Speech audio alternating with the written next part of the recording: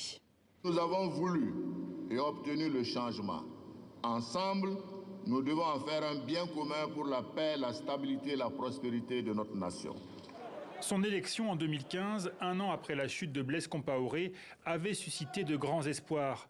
Infrastructures, éducation, santé, président d'un des pays les plus pauvres du monde, Roch Marc Christian Kaboré promet alors le développement pour tous. 2 semaines plus tard, double attentat à Ouagadougou, 30 morts. C'est le lieu pour moi de condamner avec fermeté cet acte ignoble et barbare. Ce n'est pas le premier assaut djihadiste au Burkina Faso. Depuis quelques mois déjà, le pays n'est plus épargné par les attaques venues du Mali ou du Niger. Le nouveau chef de l'État, réputé consensuel, adopte un ton plus sévère. Il annonce une réforme de l'armée. Mais la spirale meurtrière semble irrémédiable.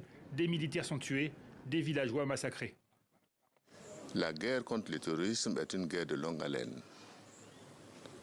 Et dans cette guerre, nous gagnerons des batailles, nous en perdrons, mais ce qui est important, c'est que nous puissions gagner la guerre.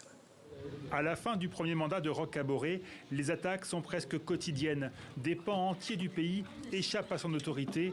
1 million de personnes au moins ont dû fuir leur foyer.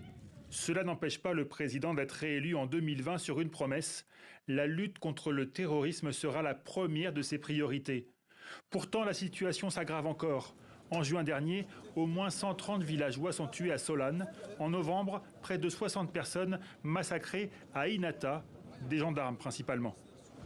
Au fur et à mesure que le nombre de victimes s'allonge, celui que l'on surnomme le président Diesel se voit accusé d'inaction et d'indolence.